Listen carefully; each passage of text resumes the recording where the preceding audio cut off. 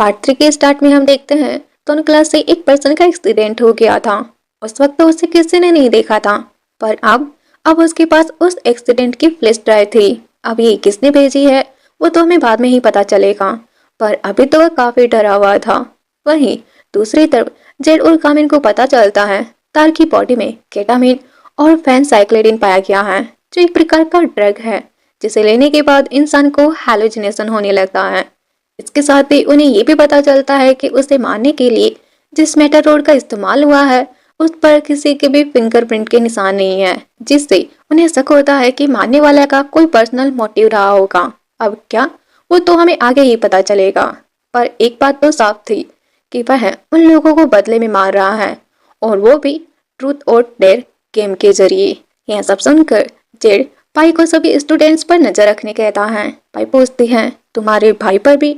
Z हाँ कहता है। तभी कामिन कहता है, नहीं, उसका हम ध्यान रख लेंगे, क्योंकि मुझे शक है कि वो लोग कुछ तो कुछ छुपा रहे हैं, और जे को हम पर अगर थोड़ा भी ट्रस्ट हुआ तो शायद वो हमें कुछ बता सकता है। और फिर वह जेड को उसके साथ फोरेंसिक डिपार्टमेंट चलने कहता है, पर उससे पहले जेड उसे उसके घर पर रहने का एग्रीमेंट थमा देता है। कामिन कहता है, तो तुम मुझे रोकने के लिए इतने डेस्परेट हो जो तुमने रात भर इस पर काम किया है? जेड कहता है, हाँ, अगर तुम हो तो फिर मैं कुछ भी कर सकता हूँ। अब इसे अच्छे से रीड करो और साइन कर दो। कामिन कहता है, और नंबर 18 उसमें तुमने क्या लिखा है? जेड कहता है, यही कि घर पर कोई भी वर्क से रिलेटेड बात नहीं होगी। काम कहता है, फिर मैं साइन नहीं करूंगा क्योंकि मुझे काम करना है। जेड कहता है, अरे मैंने तुम्हें काम करने से नहीं रोका है, तुम काम कर सकते हो, पर घर पर काम को लेकर कोई बात नहीं होगी क्योंकि घर सिर्फ रेस्ट करने के लिए होता है, तो आप प्लीज साइन कर दो। कामिल कहता है, अभी वर्क कवर है तो मैं बाद में करूंगा। नेक्स्ट सीन देखते हैं। डॉक्टर तानकुन कामिन के साथ कुछ ज्यादा ही पोलाइट हो रहा था, जो वह कभी जेड के साथ तो नहीं होता, जिसे देखकर जेड को बड़ी ही जलन हो रही थी। तो वह उनके बीच आकर कहता है, क्या हम अब थोड़ा काम कर सकते हैं? इसके बाद तानकुन बताता है तार की मौत ब्लड लॉस की वजह से हुई है।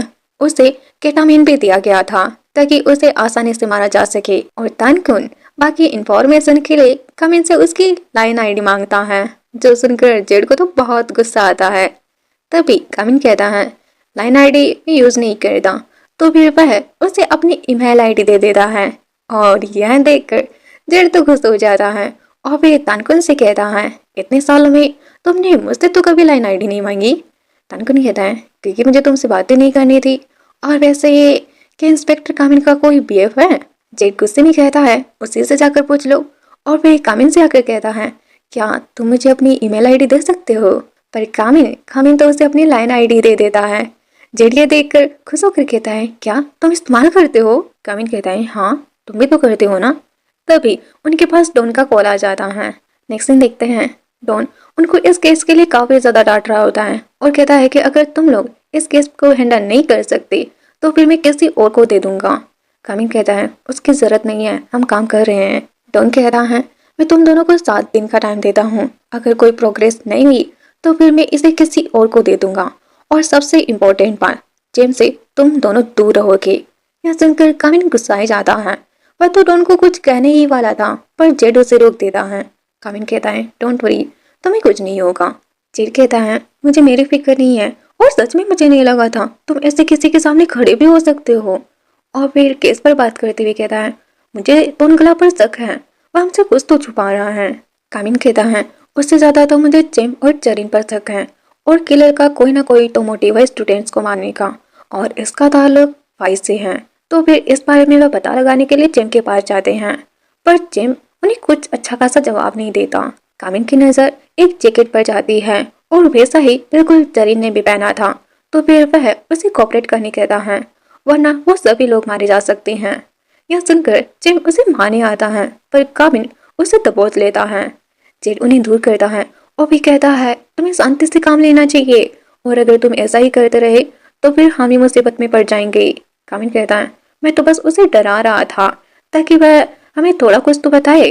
जेड कहता है, ठीक है, लेकिन कुछ भी करने से पहले प्लीज मुझे बता दिया करो, अगर तुम्हें कुछ हो गया तो फिर मैं कैसे जीऊंगा। सुनकर कामी को बहुत वार्म फील होता है। दूसरी तरफ टोनगला को भी वो लेटर मिलता है, तो वह घबरा कर चरिन को कॉल कर मिलने के लिए कहता है। पर जरीन तो मना कर देती है। तोनकला कहता है, तुमने फाई को ड्रग दिया था ना, और अगर तुमने सच नहीं बताया तो फिर अगला नंबर तुम्हारा ही होने वाला है। जरीन कहती है, मैंने कुछ नहीं किया था, फाई बस अभी के साथ प्रैंक करना चाहती थी, पर वह सच में मर जाएगी ये सब तो मुझे भी पता नहीं था। तभी हम केन को देखते हैं जो कि तोनकला की फोटो ले रहा था। इसके बाद वह जेड के पास आता है, पर वह नहीं था। तो फिर वह कामिन को सभी स्टूडेंट्स की फोटो दिखाता है और तोनकला की बात भी बताता है। कामिन उसे तोनकला का कोरी कोड लाने कहता है और फिर वह जेड के पास जाता है जो कि सावा ले रहा होता है, मगर जेड तो उसके सामने ऐसे ही आ जाता है। यह देखकर वह उसे कपड़े पहनकर तोनकला के घर चलने कहता है। जेड पलट कर कहता है, क्यों, मुझे ऐसे देखकर तुम्हें कुछ कुछ होता है। सुनकर कामिन उसका टॉवल निकाल कर बाहर ही लेकर आ जाता है। तभी उसके पास जी का कॉल आता है जो उसे बताता है कि तोनकला को वो लेटर मिला है और वह अभी मुसीबत में है। दूसरी तरफ तोनकला को लोन शार्क वाले मार रहे होते हैं। तभी वहां पर वो लोग आकर उसे बचा लेते हैं। इसके बाद कामिन उससे वो लेटर मांगता है जिसमें किलर ने सिर्फ उसके गुनाह लिख रखे थे कि उसने जेम के साथ मिलकर एग्जाम में चीट किया है। उसे तार के बारे में पता था, फिर भी उसने कुछ नहीं कहा और बेन ने एक लड़की पर एसिड अटैक भी किया था। इन सब के जानने के बाद भी उसने कुछ भी नहीं किया था, पर इसके बाद भी वो लेटर आधा ही था। तो जेड उसे पूछता भी है पर वह सच नहीं बताता।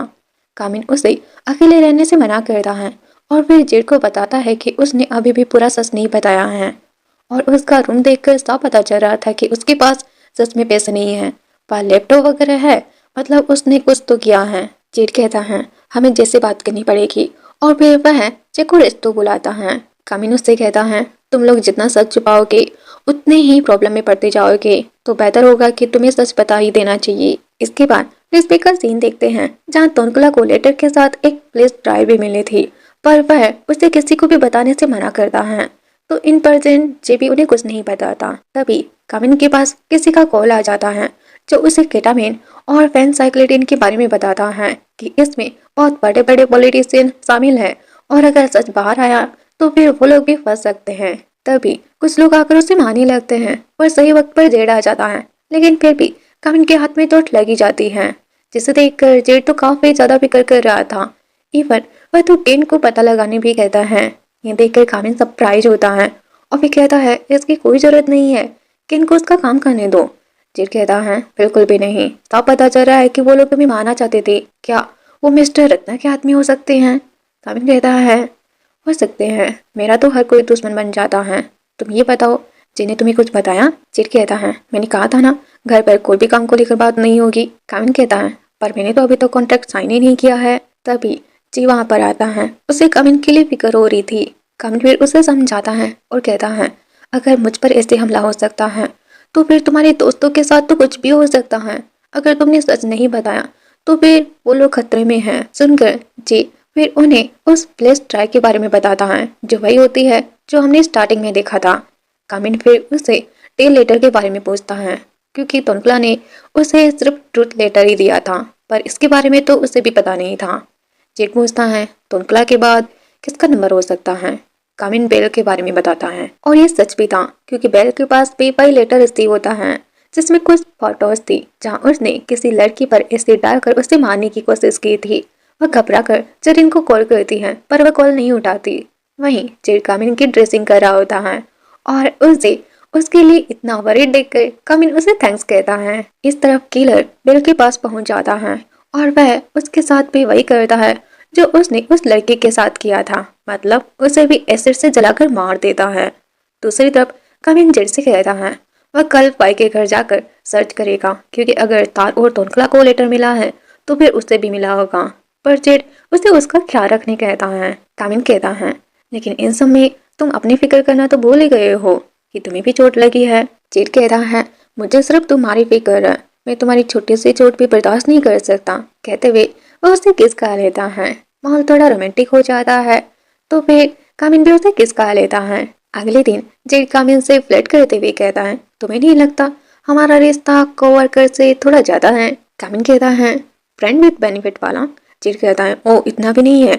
कामिन कहता है, तो फिर सिचुएशनशिप वाला। जेड कहता है, नहीं, मेरा ऐसा मतलब नहीं है। मान लो अगर एक दिन तुम्हें मुझसे प्यार हो जाए तो। हम दोनों हमेशा एक साथ ही रहते हैं, दोनों सिंगल भी है और मैं काफी हैंडसम भी तो हूँ ना। कामिन कहता है कभी नहीं, तुम्हें पसंद करने से बेहतर है कि मैं किसी डोगी कोई क्यों ना कर लूँ।